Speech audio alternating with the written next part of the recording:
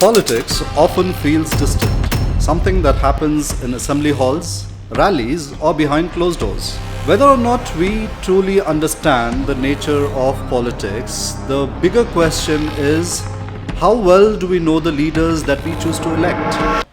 In this series, we will be sitting down with various leaders from different political parties in order to understand the people behind the titles. Our guest for today is a Congress leader from the state of Karnataka, Mr. Rizwan Arshad, who is an elected MLA from the constituency of Shivajinagar in Bangalore Central.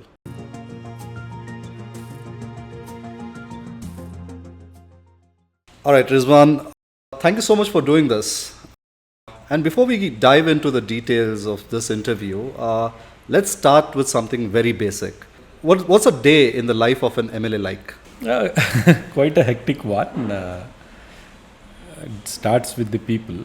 As soon as you're up and ready, people wait for you and they receive you.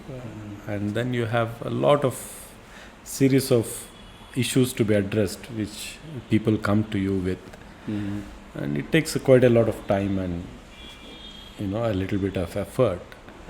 But the day is good because when you meet people in the morning, you are in touch with reality. You are in touch with and understanding what are the issues which are troubling them. And you need to be in touch with reality if you have to be in politics. Or the way society thinks, society is troubled with what are the issues with all that, because we receive different kind of people with different kind of issues, right? Yeah. So that is how it starts, and it starts with a lot of official meetings, lot of area visits. Then you're part of legislative committees on different issues. So the whole day is quite hectic. A busy day in and day out. So there's... Yes, it's quite busy, but also we sometimes take out time with friends. Okay. Are you able to manage that work-life balance that people discuss? Then you end up making friends from your own fraternity. That's true. That becomes easier. Right. So we too have done that. Our friends from other fields, we have not been able to give so much time to that. Exactly. That's a reality. So even you have to give time to the family as well. So I'm sure that's a challenge. That's a challenge, yes. That's a big challenge. True. And we have not been able to do the justice to them. Still try to balance. Are there any complaints? No complaints, because they see us the way we are running around. They see our schedule. They understand what kind of work we are with. But the reality of life is you need to give time. True. Then you end up losing a lot than what you are gaining in public life. So, and you happen to start your political journey quite young, if I remember correctly. So tell us about it. How did it all start, and what was the inspiration behind it? It started by chance. Like those days there were elections in colleges and universities, and I happened to get elected to my class as a representative, and then I got elected to the college union too, because only the class representatives can get elected. So somehow I was a little well known than many of my college mates. So that made me a little popular, and the college was St. Philomena's College in Mysore, and that had a big strength, nearly 2,800, 900 Wow. Students. And when you are a union leader of that kind of a strength in young age, then you tend to get popular, and also tend to get tempted to do a lot of activists, and we were into activism. And college, university elections and all that. So that kind of pushed me into it. And also those days ABVP was quite active in the college, and they made us believe that they're a nationalistic or a nationalist organization, nothing to do with communal parties and all that.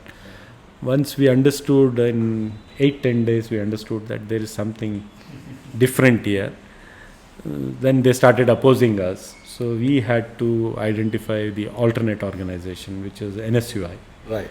So then that day we joined. I joined NSUI along with my friends, and till today I've continued to be in the Congress party. Wow. Do you still have some of those friends with you? Of course, I have friends with me in NSUI and as well as ABVP. Oh, okay. Who were with me those days, who were opposing me. I was opposing them. But you tend to become friends later on. Yeah. So when you were just starting out, I'm sure you looked up to someone. Like, who was there any role model? Those days, not really. Okay. And our vision was also not so big that Okay. we would grow to this level and all.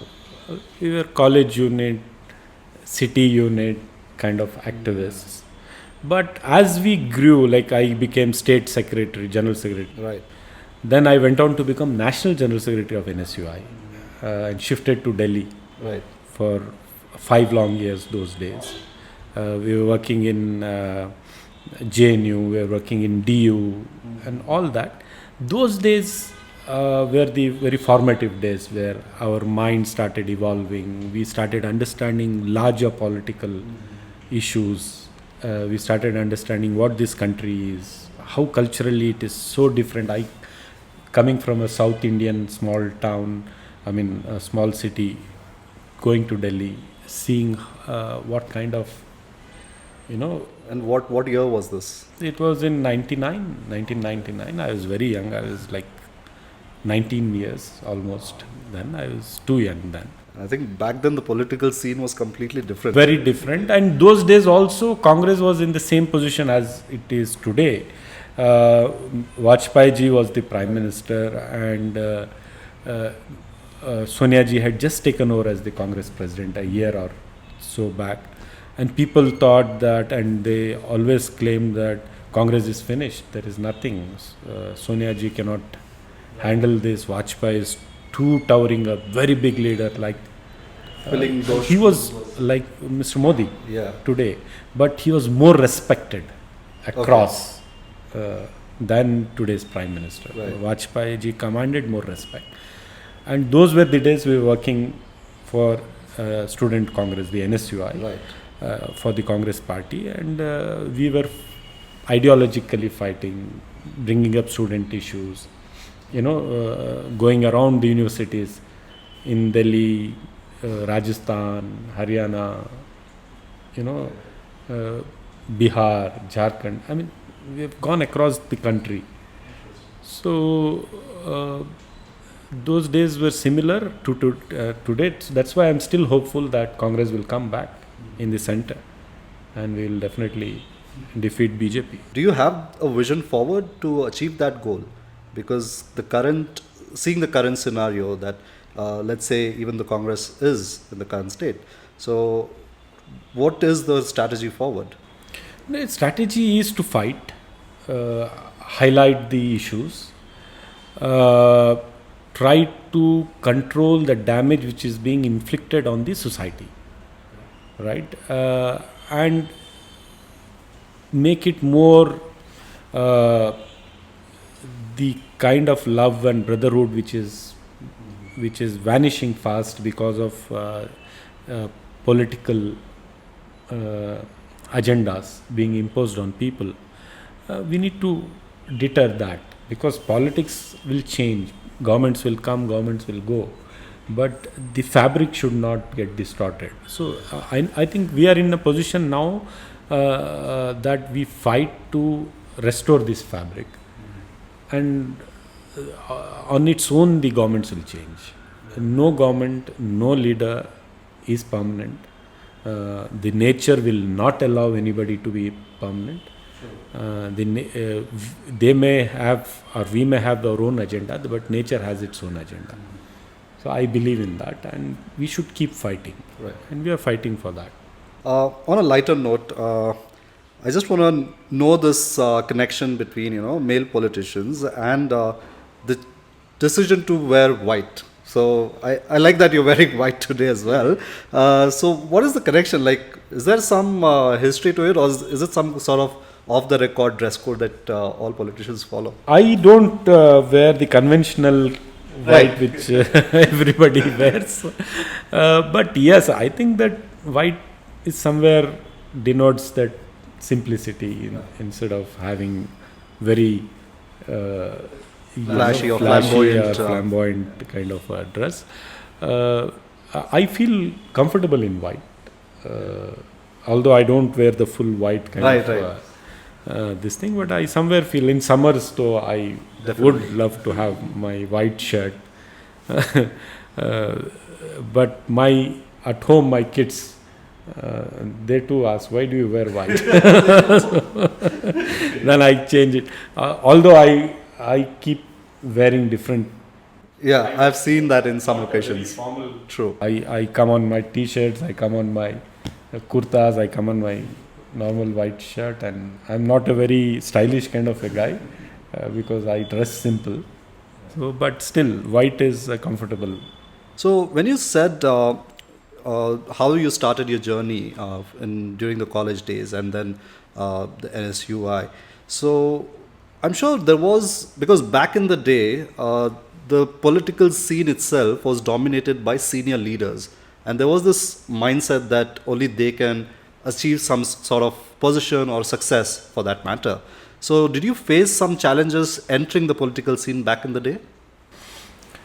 Up and until we did NSUI politics, there was no challenge as such, because from the college unit, from city unit, state unit, then I was lucky enough to be chosen as the National General Secretary of the NSUI. But when you want to enter electoral politics, when you want to play, major role, do a bigger thing, there are challenges. For two reasons. One, politics is more a family-oriented kind of structure now. And two, it has become very expensive. Okay. Right? Elections have become expensive. Right. How do an ordinary youngster, a girl or a boy from an ordinary family, household, come and contest elections when they have become so expensive? Right? So these are the two challenges I have faced, because when I was in Mysore, I had no constituency because there was a political family who were controlling the constituency for 60, 70 years after independence. So I had no way that I could be there. Right. So luckily, Bangalore has blessed me. Bangalore has made me what I am today. They gave me a constituency, they gave me a position, they gave me everything. So, but it's not easy. It's not easy. But I'll tell you one thing: if we are determined and we have resolved that we are going to crack this, so it is not something which can't be achieved. I think that would work on different walks of life, not just politics. When you have the resolve and determination to achieve something, of course, you will. Of course, because I have lost 2 elections Right. before I could win. But every defeat, I resolved that I have to convert this into a victory. Okay. So we have worked hard every single day. Right. So you cannot sit back that you have lost. Okay. You have to be hopeful. You have to put your efforts, double your efforts, and you have to be confident that yes, we can do it, and it's achievable. People, not only me, there are many who have done that. True. But how do you cope with loss? Because you've seen wins and losses. Yes, it's quite painful. It's not easy to digest, but that is what the human beings are made up of. We are designed in such a way that we have to digest the losses, and we also have to digest the victories too. Right. If you cannot handle both, then you cannot move ahead. That could be a last. With one defeat, you could get out of the system, and with one victory, if you cannot be level-headed and focused and go ahead with your work, then that could also be your last election. That's very true, actually. Now, you have been in this political scene for a long time, and a lot of youngsters look up to you. So that is what at least I have seen. Let's say a young and an ambitious person is looking at politics as a career. So what advice would you give him or her that you wish you knew back in the day? There has to be clarity in their mind as to for what they are coming into politics. Right? Everybody, because Indian society is very complex, it's very different. My background, my perspective of things, my journey is very different from his journey or your journey, right? And without a purpose, you cannot be in politics. You need to have a purpose. You need to have clarity of mind for what you are coming into politics. Right. If you say that I just want to be an MLA or MP or something, then that's not politics, sir. Right. That's why there is a difference between a successful businessman, a real estate guy who have come into politics, or people who have come through activism, Right. through organizations. So you can see the stark reality, who stands for what. Because politics is expensive today, elections are expensive today, people from real estate and people from different business backgrounds have become MLAs and MPs. Right. But they cannot take ideological stands, they cannot articulate their mind because they are not, ideologically so ingrained, right? And they very easily shift parties because for them it is kind of a business. Right? So any youngster who wants to come into politics, they should come with some purpose. They should have clarity of vision. If he or she is from a Dalit community, they should know what is the issue with their community. How do we help that community? If they are from some marginalized community, they are from lower middle class, they are from upper middle class, even if someone is quite financially sound, they should also have some other purpose.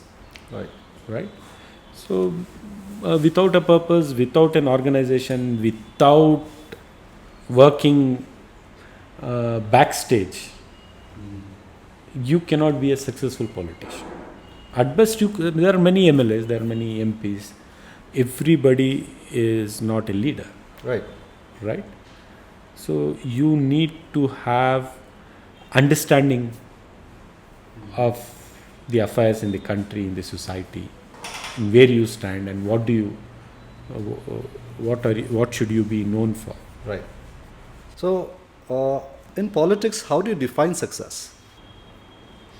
It's in politics, I don't think so that your election victories can be defined as success.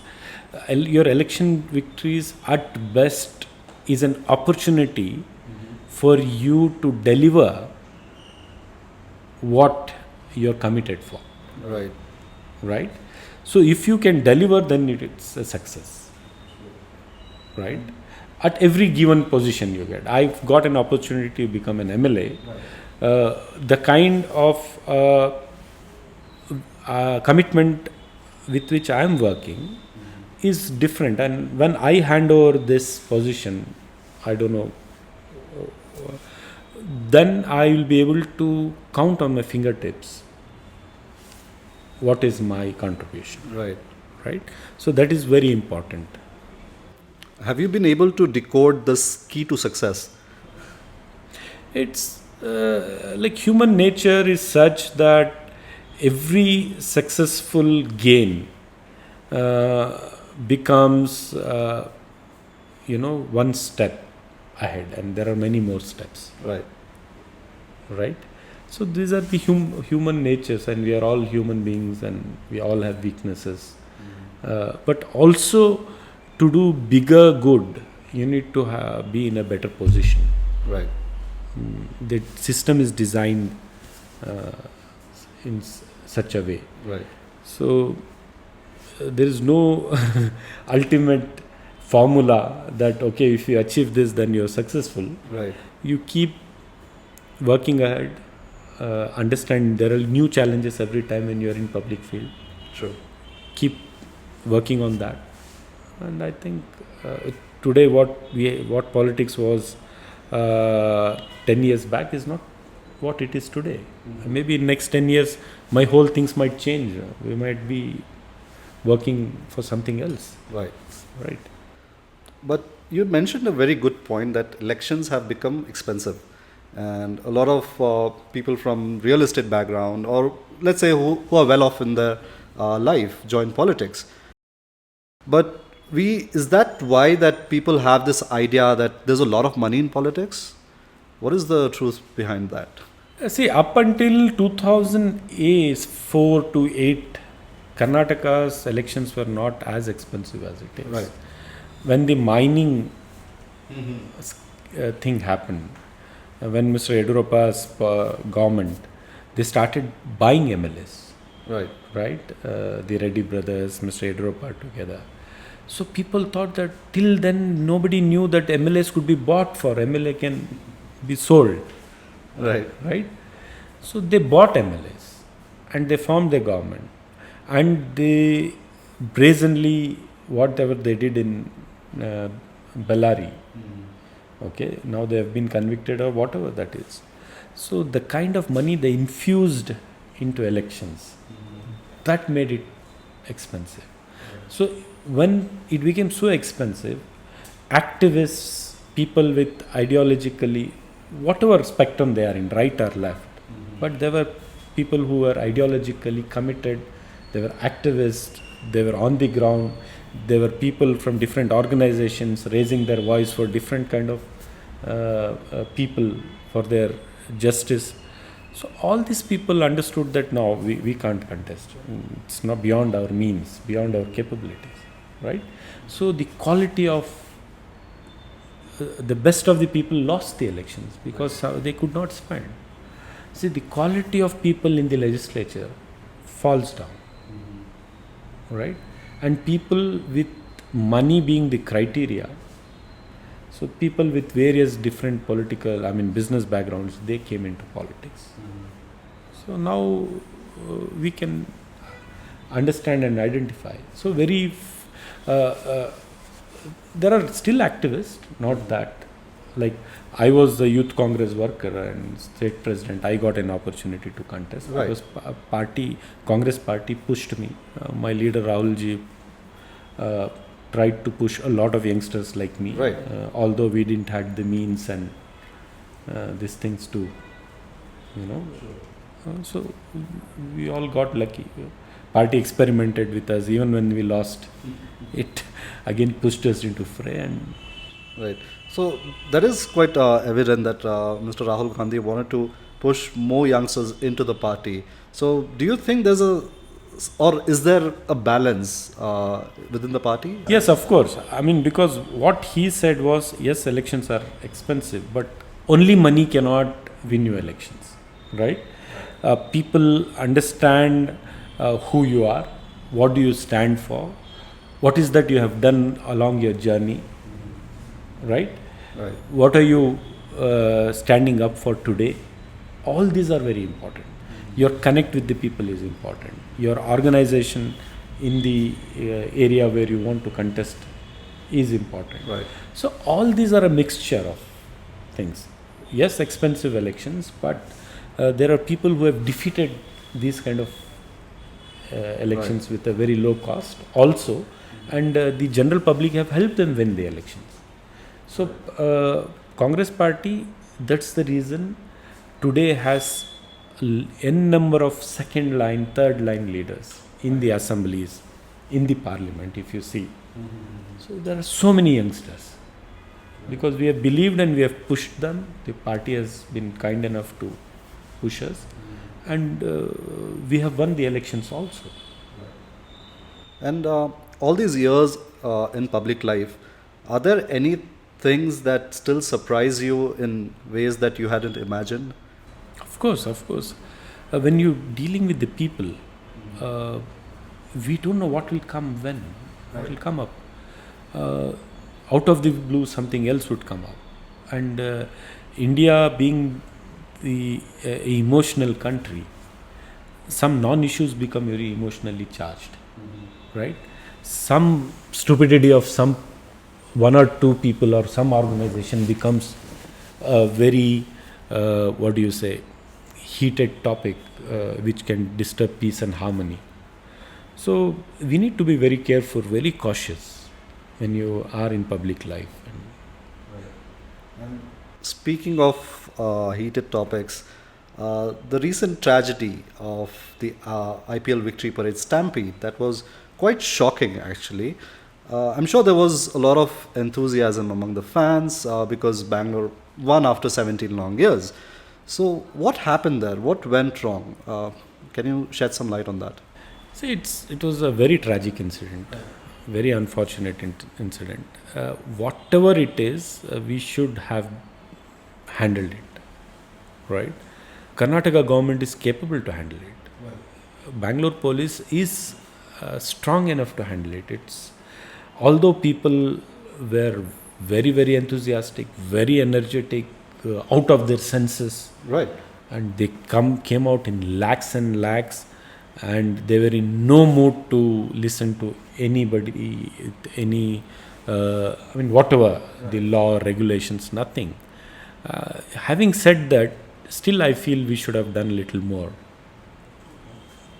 to handle that. There is a policing failure. Right. I strongly feel and I believe that if police had done little better, we could have avoided this tragedy. It should have been done better. There were some drastic measures taken to that effect. Suspension of the police commissioner and many down the line. So was that necessary move? Of course. When you have a program and right or wrong, whatever the duration that is, when you decide that it should be done, then the responsibility of the people who are sitting in that position is to go all out and organize that. If the government feels that that was lacking, then the government should hold people responsible. We have lost lives, right? And the government, I think, with a lot of thinking and gathering ground reports, made a decision, and I think it's a fair decision. Let's get to your constituency and the work on the ground. Okay, I'm sure there's a lot of things that have been happening, and I've been trying to do all the research I could to that effect. So since taking office in 2019, what is that one project that you hold dear and maybe you're most proud of? See, it is not about one project. I have seen it holistically. I have understood, like, if there is one person financially underprivileged and there is someone who is privileged, right? How, as a representative, through the government and whatever power is bestowed in me, how do I make his or her life livable? Right? So that is something basic which needs to be done. If there is a person who comes out of his house, what is his expectation? My road should be garbage free. It should be a good road. My water supply should be proper. There should be a street light, right? Right. And then my drainage and UGD things should be properly flowing, so there is nothing. And beyond that, what does an underprivileged guy want? He wants that medical facility around his residence. Right. which should be taken care by the government. He wants a good school around his area, a government school, where he can send his kids to. He wants a proper surveillance from the police department so that there are no crimes Right. in the vicinity. So we have, I have understood it through their eyes, and we have tried to implement it. Okay. Right? There are a lot of infrastructure work which has gone through in Shivajinagar area, because ours is a very historical area, a cantonment, and there was a lot of infrastructure which was crumbling, dilapidated, neglected. So now we have worked on water supply, we have worked on drainages, we have worked on garbage. Still not yet very satisfied, but still work is going on. And we have worked on roads. We are working on now healthcare. We have brought in a super specialty hospital, first time in the East Bangalore. We are working on area clinics. We are working on primary health centers. We are setting up a dialysis center, right? And then we are working on 8 schools are being constructed, 2 PU colleges are being constructed, 1 women degree college is under construction, then community halls. Right. For poor people cannot afford big function halls, so 4 community halls are being constructed. A maternity hospital is being constructed, because there is a lot of substance abuse and so many things happening around. We are focusing on building sports centers. Okay. So there are 4 sports centers which are being constructed. 1 stadium work is already underway. So I can count n number of projects which we are taking up. We want to see that what is the community. I mean, we need to create infrastructure around the area. When people start using the infrastructure, then there is a community interaction. That's the community, right? So today, privileged kids go to good schools, and underprivileged kids go to dilapidated schools. So we are working on schools and education and healthcare and infrastructure. These 3 has been my focus. Okay. And the 4th one is, of course, communal harmony. Because Shivajinagar is a little different area. I mean, it's like a mini India, where you have all kinds of Hindu, Muslim, Christian, then you have Kannada, Absolutely. Tamil, Urdu, Telugu, Malayalam. I mean, you name the language, you name the religion. You have the biggest of the church, Right. is in Shivajinagar. The 1500-year-old temple is in Shivajinagar.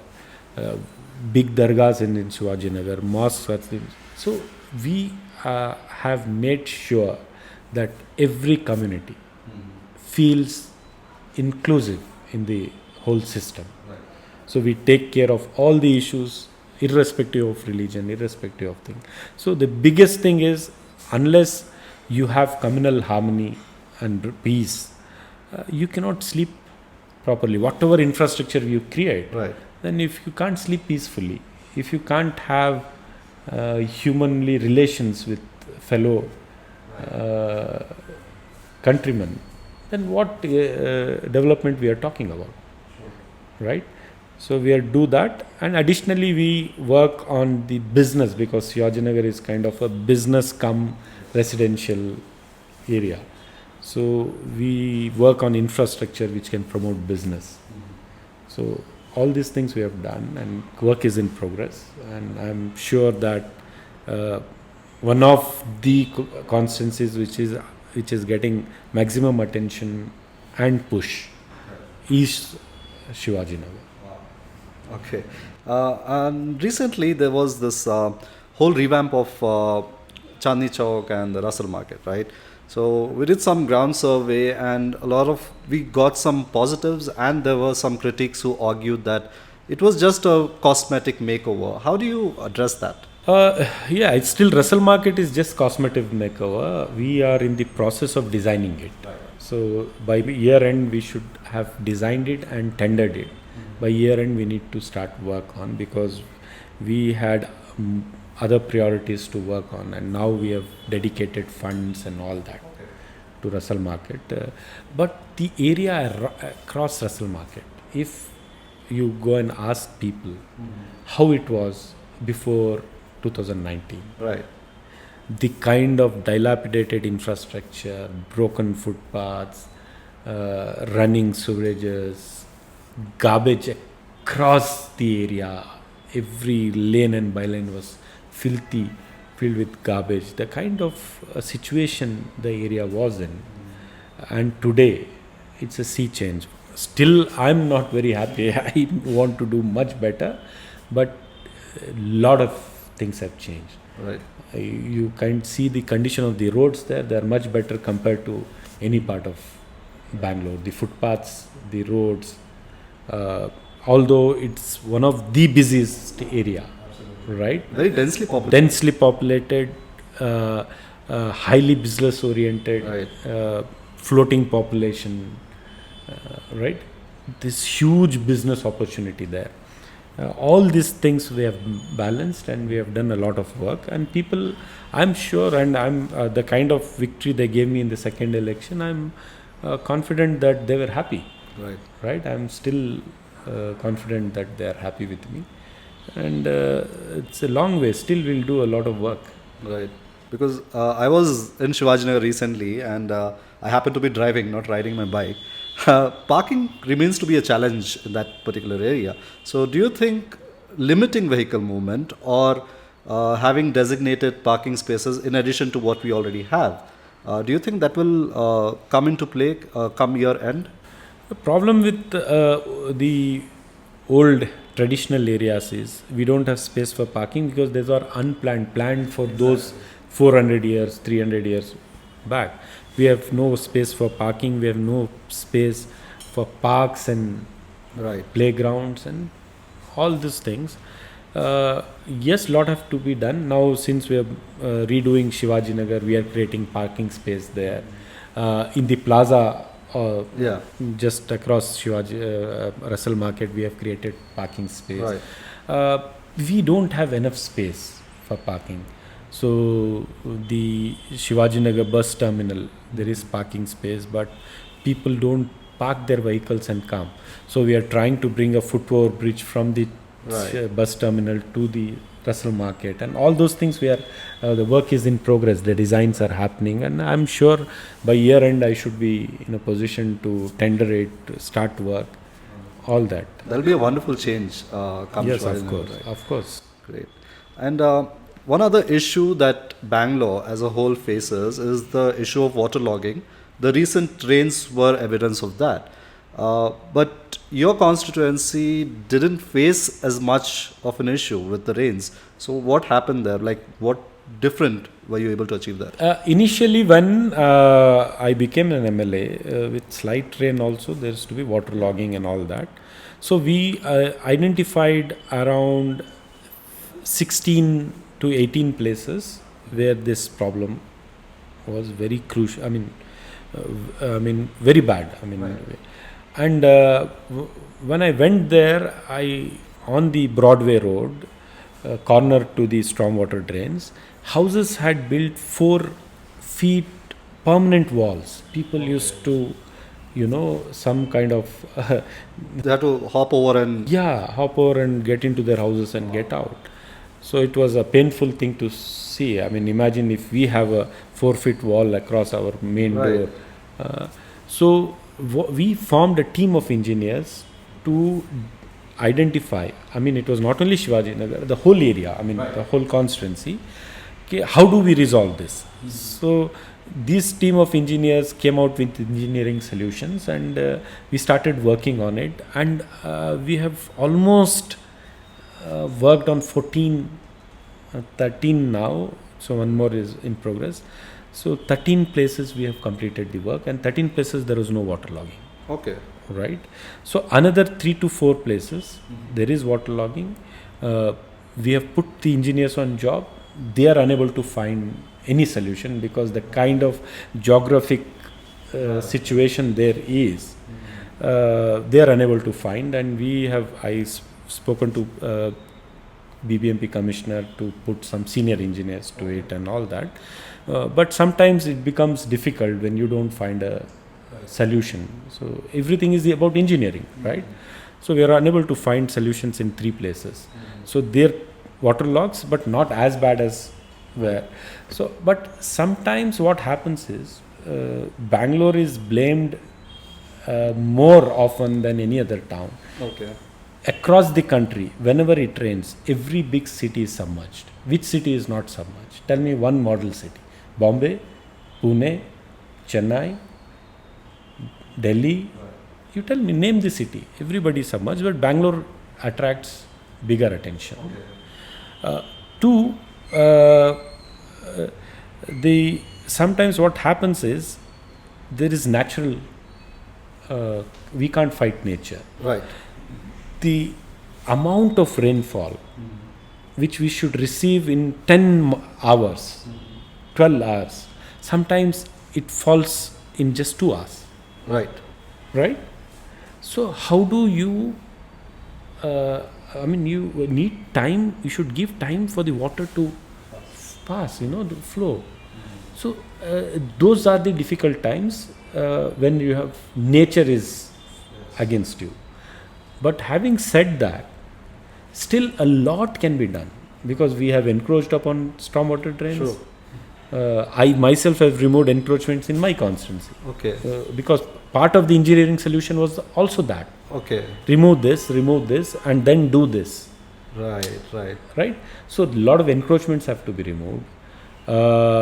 People have to respect nature, the stormwater drains, the buffer zones, the way we plan. So the urban governance needs to be effectively implemented. So, and these are the parts and parcels of those. Right. And when you were successfully able to achieve the kind of result that you expected with the waterlogging issue in certain pockets of Shivajinagar, did people actually remove those floodgates that they had built across? Of course, they've removed. There is not a single one now. Wow. The whole area had that. Not one house, maybe 30, 40 houses. Because I remember seeing some of those back in the day. Not off late though, but yes. Yes, 4 years back, Right. We finished that work and we asked them to remove. They said, no, we will wait for one more monsoon. And said, no, you can. No, said. Then I was also in doubt. I said, okay. Then the next monsoon, they removed all that. Okay. Right? There is one Ayyappa temple here, just in Vasant Nagar. Yes. For 50, 60 years last, whenever it rains, Right. that junction gets submerged. Right. Now you can go and have a look. Right? The water flows down smoothly. Right. So we have achieved a lot, and we have yet. It's wear and tear in the infrastructure is a Some hard constant decisions. process. Right. You should keep on working. Right. Do you think what you have achieved can be replicated citywide to achieve a similar result? Of course, see, we should zero in on the spots where there is waterlogging. Right, and find a solution specific to that spot. Okay, what is the solution for this? Right, and we have to put a team of engineers. They have to come out. Whatever their recommendation is should be implemented. Right. Irrespective of the pressure, irrespective of things. So, despite that, natural calamities happen. You have no control over it. Right. But on this, we have control. We can do it. It's achievable. How does the government protect the brand image of Bangalore? Because it is known as the tech hub of India and Silicon Valley of India in some ways. So because of these issues like waterlogging or infrastructure, so that image gets damaged. What measures? That's why I said Bangalore is unfairly targeted by media, because every other city has the same issue as we have. But having said that, what we are doing is, like previously when we were in government, 800 square kilometer of stormwater drains, Half of that was built, 400 square kilometer of stormwater drains we built in our tenure and reserved money for the next thing. The previous governments could not do that. They didn't do it. Again, now we have started the process and we have started the work. So if you don't build your stormwater drain, of course it will breach and water will come into the streets. Right. So those work is, that work is happening, and a lot of other infrastructure work like PRR was a dead project. 25 years nobody took up that, and half of Bangalore would decongest if you finalize the PRR. So we have started the work. Our government, the DCM is pushing for a tunnel to decongest Bangalore, elevated corridors to decongest Bangalore. We are introducing a lot of buses for public transport. Metro is being pushed hard, and it's going on its speed. Suburban rail work is happening. So Bangalore will see a lot of progress in coming 5 years, right? And kind of population Bangalore is attracting. It's international. People from across the globe wants to come and settle. Across the country wants to come and settle. Across the state wants to come and settle. And invest for that matter. Yes, and they want to invest. So all these things are necessary, and these are big ticket items. Right. Which our government has decided, and we have allocated money, started the process, and all these things will be reality very soon. Wonderful. So you said that Bangalore is targeted unfairly compared to other cities. When I mentioned traffic, is that also why Bangalore is being targeted, or is it something of a real issue that needs to be resolved? There are issues are real. We need to resolve. There is no second thought about it, or no shirking of any responsibility. But it is no different than any other city. Mumbai has same traffic problems. Now they have done their tunnels and C-Link and all that. Otherwise they had this. So we are in the process of doing that. All other cities, Hyderabad. So it's as bad as Bangalore in traffic. But some kind of a stigma, some kind of a campaign has gone around like Bangalore is traffic. Yes, we have traffic because we have 1.5 crore population now. Right? And the vehicular population is more than a crore. So now since we are working on infrastructure, one to decongest Bangalore, then to push for public transport, right, and integrate it. If that happens, that's the only way smoothly Bangalore can move around. So this will happen in next 5 years because the processes have started. Wonderful. Decisions have been made, processes have started, money is been identified, how to allocate and what to do. So I am sure this will happen. So I think all those memes about silk board flyover, traffic congestion won't happen come next 5 years. Hopefully. It should not. Hopefully, it should not. Adding to this congestion is one issue that I consistently see within our city. It's digging up of the tarred roads, which happens quite frequently. Sometimes it's for laying of cables, then the roads are done up. Why is that? Sometimes when we lay a good road in our constituency, 15 days we have to put volunteers to monitor it, that nobody should dig. Some private OFC cable guy will come and dig, or the BBMP, the BESCOM guys will come and dig, BWSS by. So we have tried to address these issues. These issues happen because of lack of coordination among different agencies, parastatal agencies. So we have tried to address this issue through our new Greater Bengaluru Governance Bill, where we have created platforms for different agencies to come on board and coordinate amongst themselves. So Greater Bangalore Authority itself is a platform where different agencies are on board and they will coordinate with each other. And at every assembly level, we have created a platform where all the agencies will come together before taking any work. It will be discussed there. Like if I have to lay 10 roads, it will be discussed that we have got the funds, we have identified these 10 roads, we are going for tendering. If you have any digging work, Right. please do it on these 10 roads before we finish our tendering and we start our work.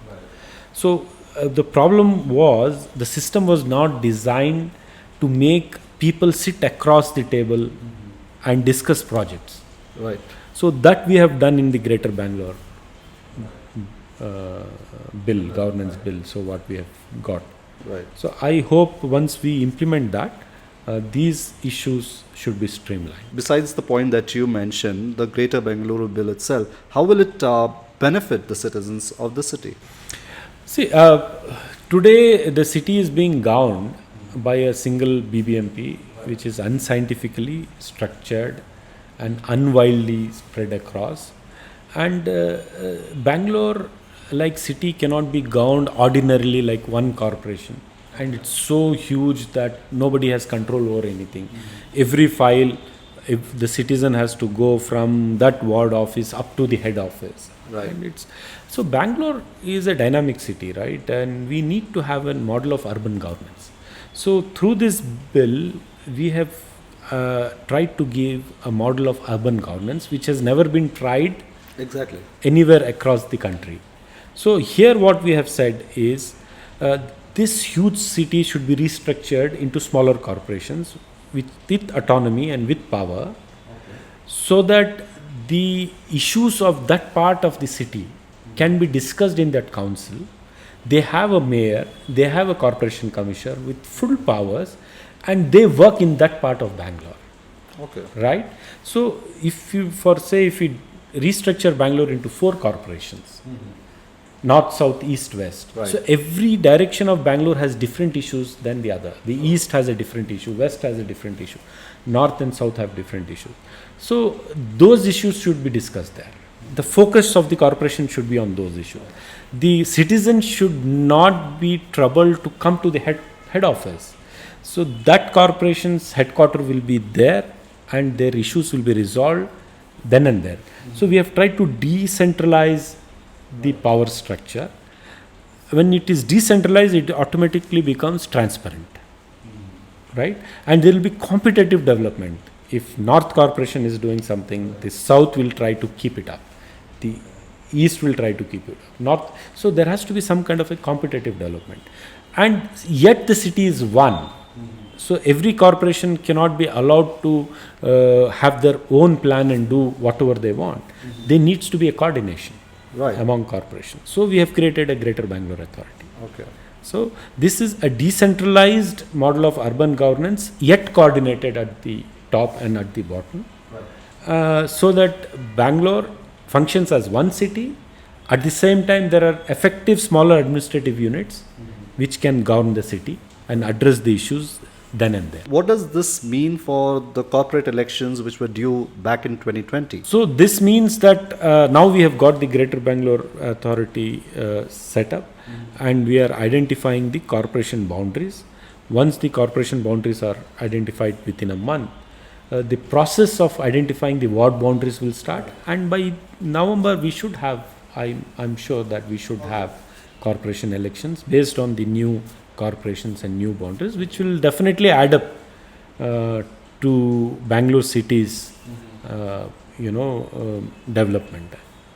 And is there a change in the hierarchy of how under this bill? Instead of one huge corporation working and nobody is understanding from where money is coming, where it is being spent, what is happening, you will have smaller administrative units, smaller corporations, and on the top there will be a coordination. So all the smaller corporations will be having councillors, will be having mayor, will be having corporation commissioner, and the Greater Bangalore Authority will be coordinating amongst themselves, and it will kind of bring in a new model, right, worth trying. And I'm sure if there are smaller any kind of weaknesses, we can always rectify.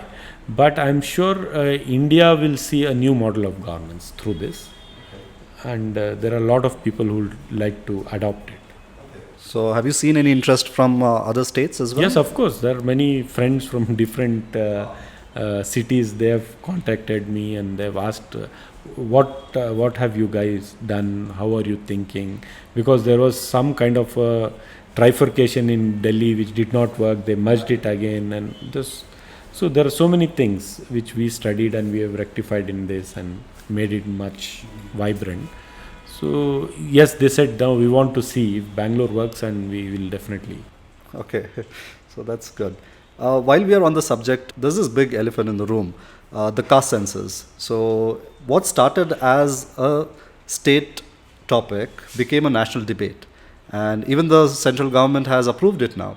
So since you have advocated for the caste census since the beginning, if I'm not wrong, how important is it for the state and for the country, and what change you hope to see with it? See, caste census is to identify the actualities in the society. Correct. See, what is the actual situation? If there are 100 people in a society, we have always been segmented in differently. So what is the socio-economic, educational situation, condition of different groups? Unless you identify that, how are you going to define policies to uplift those communities? There are so many communities which don't have their voice in the assemblies, in the parliament. They don't have their representatives in bureaucracy. They don't have their representatives in the educational system. So we need to help those communities. Development should be for everyone. True. Right? And how do you identify this? So there has to be a caste census, and the caste census cannot be just a head count. Exactly. It should be your socio-economic and educational reality should be captured. And then if you understand, okay, the wealth of the nation, is it distributed amongst everyone or concentrated in few hands? Right. Right? Which are the sections of the society who are completely marginalized, neglected, who are not getting any attention from the government and the society? So I don't think so people should be worried about it. We are all Indians, right? When we say we are Indians, we are all one.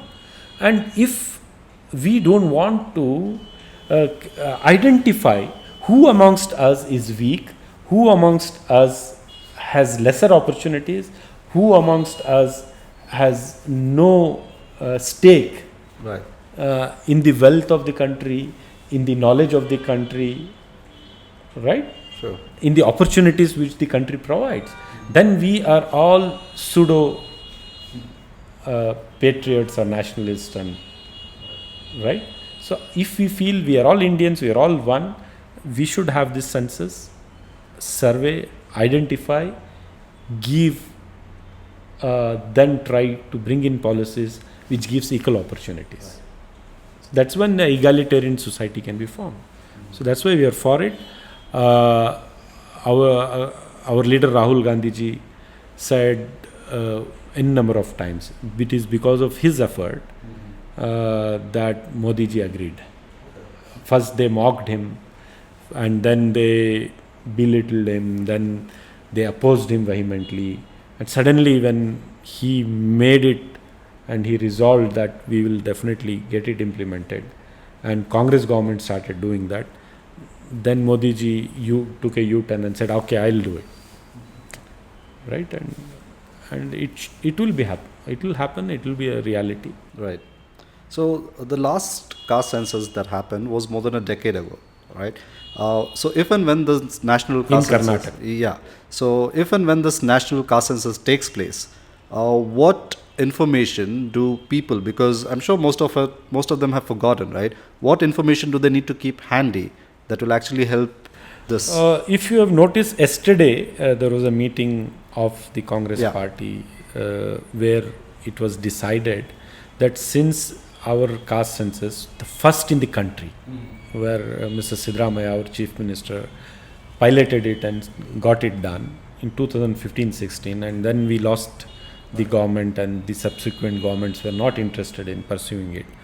So the Congress party yesterday decided that since it's a 10-year-old survey, we will redo. We have in principle accepted that report, but we'll redo the head count.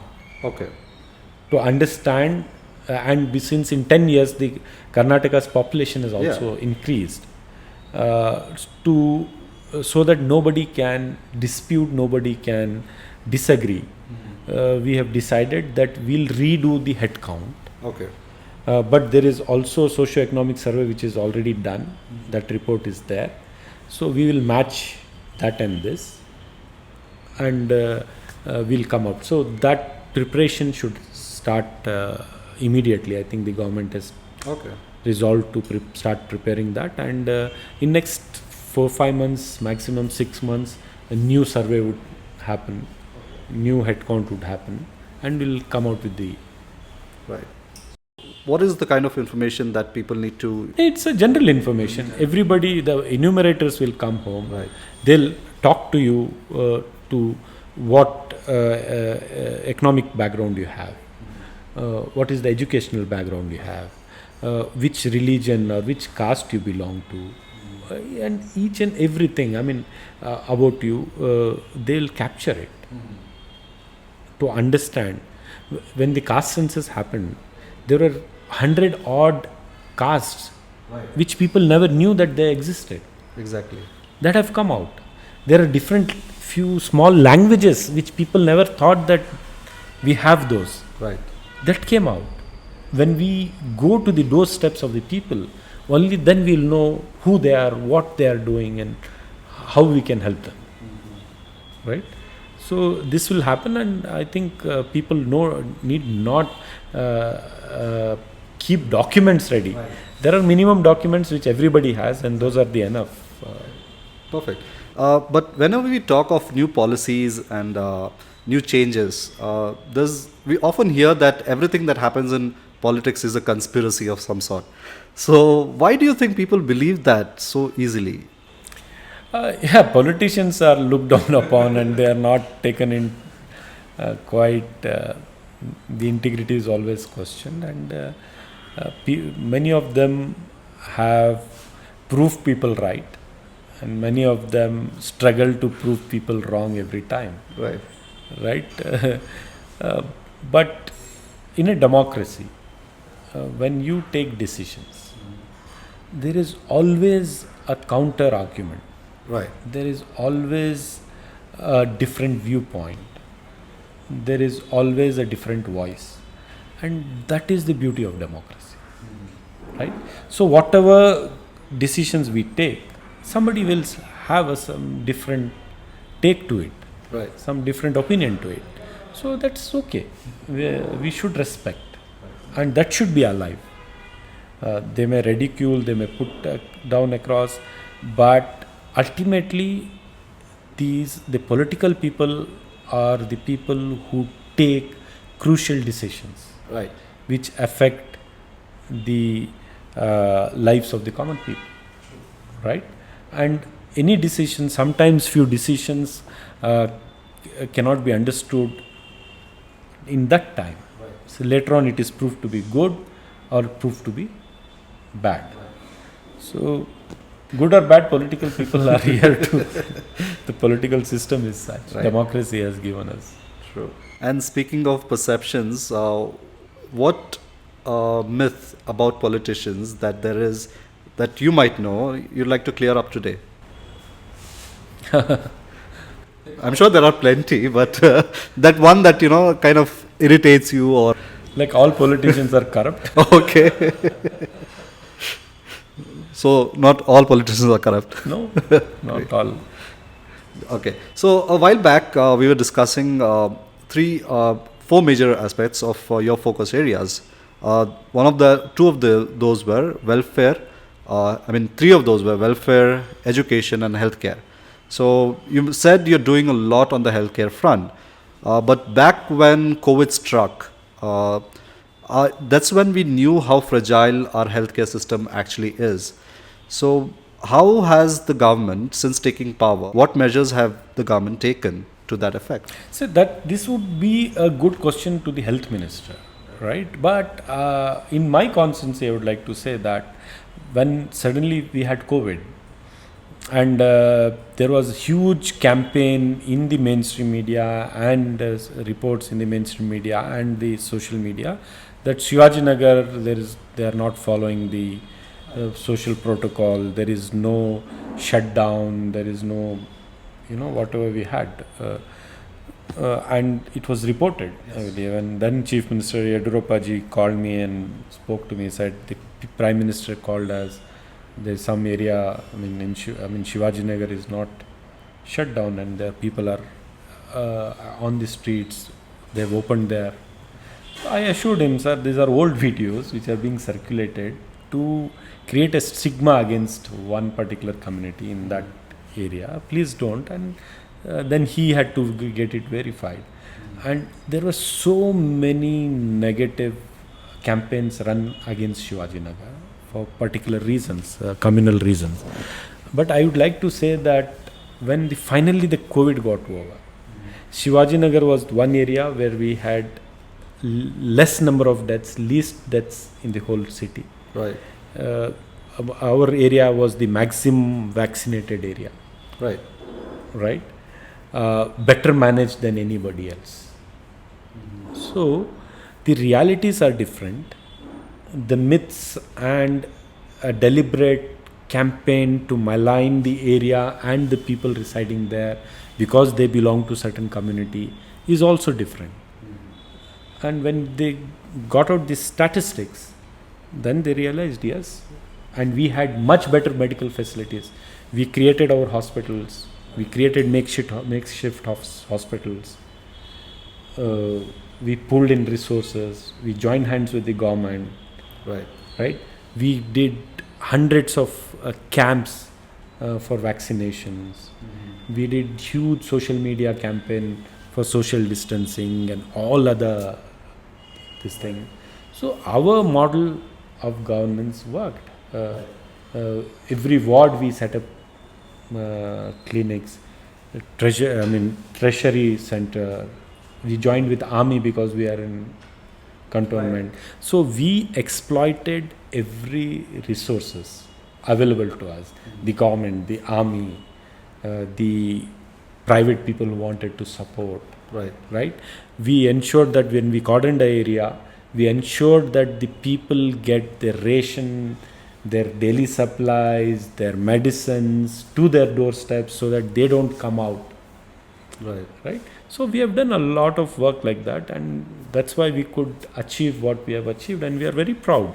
And those people who campaigned against us, maligned us just because minority community was little predominant there, they should be ashamed. Okay, great. So the second aspect is education. You mentioned a good number of schools, colleges being opened in Bangalore. In my constituency. In your constituency. Yes. Okay, perfect. So can you tell us more about it? Because this is the season when, admissions happen, and parents are often concerned about the high fees that, schools are charging. Why are people forced to send kids to their to private schools? Because the government has failed to have good n number of quality educational institutions, right? In terms of infrastructure and curriculum. That's why people are forced to, anybody who can afford a little will remove their kid from the government school, send it to private school. So now the thing is, privileged are sending their kids to very privileged schools. Underprivileged they've struck. They send to mediocre private schools which charge lakh of rupees, 80,000 lakh of rupees per year, which they can't afford. If they have 2 kids, 2 lakh rupees per year, they can't afford. But I've always believed that education is some kind of a joint venture between the government and the society. It cannot be only the government's responsibility. The society needs to join hands. So we are working on schools. We are working on their infrastructure. I particularly work on asset creations. I don't do everything on splurge my money on roads and drains. 50% of my money goes. creating assets, schools and whatever I listed. So we are creating infrastructures, and we are trying to bring educational institutions, private educational institutions, who can partner to run schools in the constituency, the government schools. So they also have social obligations. So we have been able to find 3 good partners to run 3 schools. We are infrastructure work in different schools is happening, and wherever the government schools, the teachers are capable to run, we have allowed them to run. So wherever we have felt the need to bring in a third party, we are into that. So a lot of work is happening, since the girls dropout rate is heavy because they don't want to send the girls to different areas to study. So we have started constructing a girls degree college. Then we have brought in PU college to our constituency, where the girls, and that has performed well. I believe I was told by the authorities in the school that 92% results we could achieve. So in the girls PU college. So I'm very happy. That's something satisfying. So this is a process we have started. Next 5 years, I should be in a position to bring our government schools in Shivajinagar constituency to a much better level than they are in today. I have noticed that drug abuse among the youth is a rising concern in Bangalore. So, what's your initiative by creating the sports center? Because I think it's a very valid way to go. See, the best way is to prevent the kids from falling into it. Right. So, if the prevention is the key, then you need to motivate them towards health, motivate them towards maintaining their physical body, right? Exercising, feel good when you exercise, Right. motivate and push them towards that. But there are hardly any avenues for them. Exactly. Where do they go? Where do they exercise? Who will motivate them?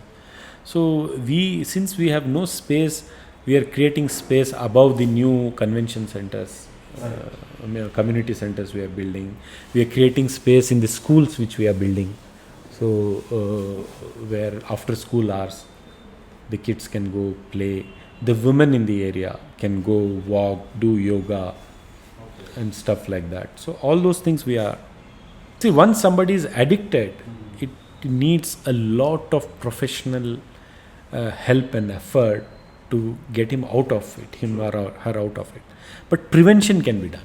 That's far easier. So the society should push for prevention first, and effective prevention, and then you can go for de-addiction. That's wonderful. Well, Rizwan, now we're going to shift gears, and this next bit is a lightning round. So, if the name is quite simple, so I'll be asking you a series of questions. You'll be quick in answering those questions, so you don't have to think. The first thing that comes to your mind, let's do that. I'm sure it'll be fun. Describe Karnataka politics in just one word. Drama. If not politician, what would Rizwan Arshad be? I would have loved to be an advocate or an architect. What's your go-to stress buster? My workout. A politician that you admire. Leader who has given you this opportunity.